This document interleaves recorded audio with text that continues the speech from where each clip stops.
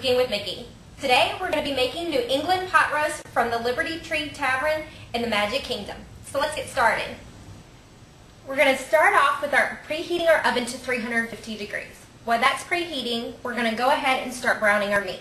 Now I've got the oven set to 350 and the stove set to medium. We're going to use a large pot and pour in 1/4 cup of oil. We're going to brown the meat on all sides. We want to make sure we don't scorch it. While the meat's cooking, we're going to go ahead and start preparing our vegetables. So we're going to start off by largely dicing our vegetables. And we need 2 cups of celery, onions, and carrots. And what I did is I cut the celery right down the middle in half. And then I'm just chopping that. Make sure keep your fingers out of the way. And you don't place your finger on the top of your knife. I don't want to take a chance with a sharp knife of accidentally cutting yourself. Now, I don't know how many of you have been to the Liberty Tree Tavern. I, however, have not. On my upcoming trip in October, it'll be the first time that I will have tried it. And it's going to be one of the last times that they're going to have character dining. As of January 5th, 2009, they're getting rid of Mickey, Minnie, Pluto, and Goofy.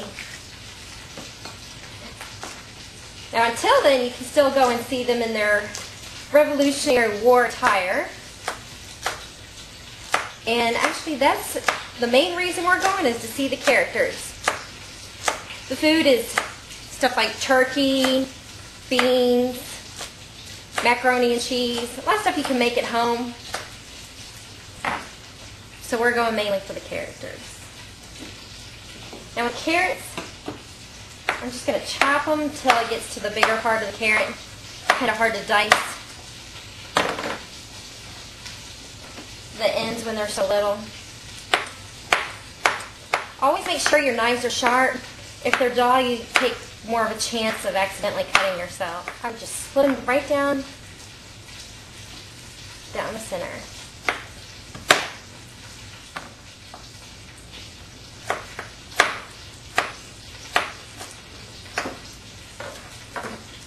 When browning, I also suggest that you make sure your skillet's already heated up. That way you don't end up just cooking it. It ends up having a nice brown on the outside, which will sear in all of the juices. That way you don't end up with dry meat.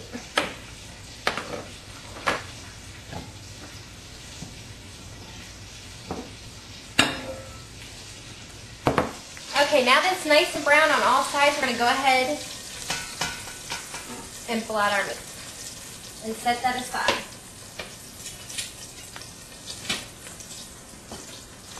We're going to go ahead and add in 1 stick of butter and let that melt.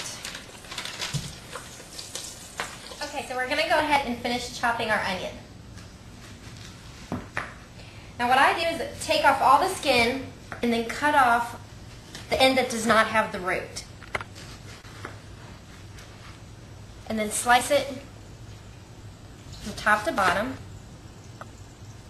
and then cut it across. That way it keeps the onion intact and it's easier to cut. You don't end up with all these little pieces that are loose. And if you have a large onion, it'll only be about half of the onion you're going to need. Now that our butter is melted, we're going to go ahead and add in our diced vegetables. We're also going to add in 1/4 of a bulb of garlic that has been chopped. Now, if you're not real big on the flavor of garlic, the finer you chop it, the more flavor it has. So if you leave it chopped up in bigger pieces, you're going to have less of that garlic flavor. Now it also calls for 2 tablespoons of fresh thyme. However, all I could find was organic thyme, which I can't use. So if you cannot find fresh thyme, you can always substitute it for the dried thyme. Now, dried herbs actually have less flavor than the fresh, so I would probably add in extra of the dried thyme then. That way you'll get more of that flavor. Now we're going to stir these, and then we're just going to let them cook until they're tender. Now that our vegetables are nice and tender, we're going to go ahead and add in our flour. Now when I add in flour, I like to sift it in. That keeps it from being all lumpy, so you don't end up with lumps in your gravy or whatever it is you're adding flour to. And what we'll do is we'll mix in the flour,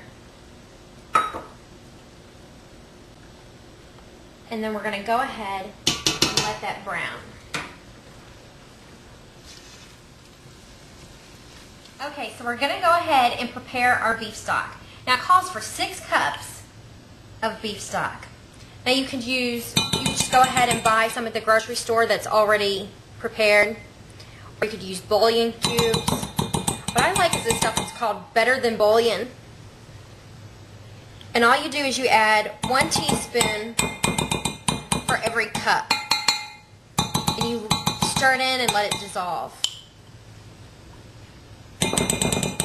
This I found has a lot better flavor than bouillon cubes and the beef stock that comes in containers. Okay. And you just mix that till it all dissolves. I've heated the water up some just to have it dissolve faster, and then I just add in the water to it.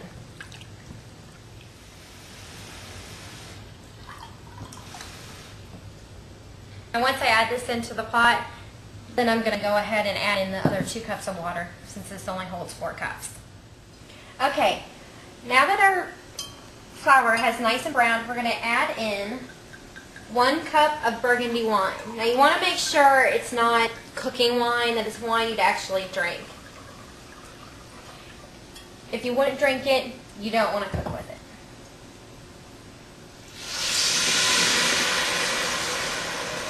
And then we're also going to add in our 6 cups of beef broth.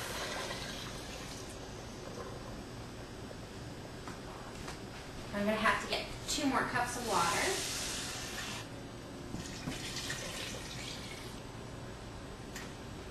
Okay, we're going to stir this. And then we're going to add back in our beef.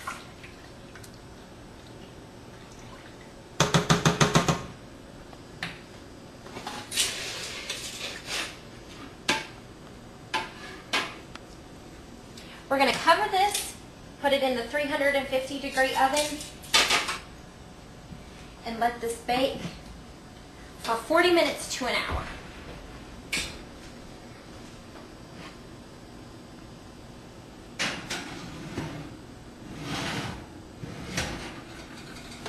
It's been an hour, so we're going to go ahead and get out our pot roast.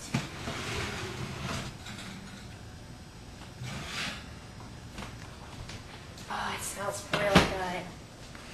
You can really smell the wine and the vegetables.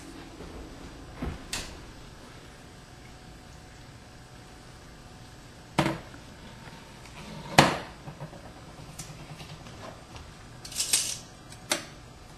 going to take this out and let it cool a little bit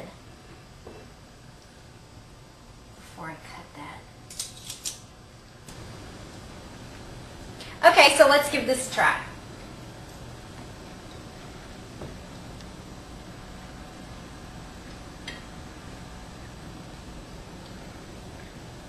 Wow, it has a lot of flavor. You can really taste the wine and the thyme in it. It has a real good consistency for the gravy, which would be great to serve this with some mashed potatoes and some green beans. If you're looking for something to drink with it, I would recommend something like a Shiraz. It has a nice fruity flavor. It would bring out the flavor in the meat a little bit more. Well, that's all for today. For this recipe and others, go to srsounds.com and check out the message boards. Until next time, I'm Kristen, this is Mickey, and we'll see you real soon.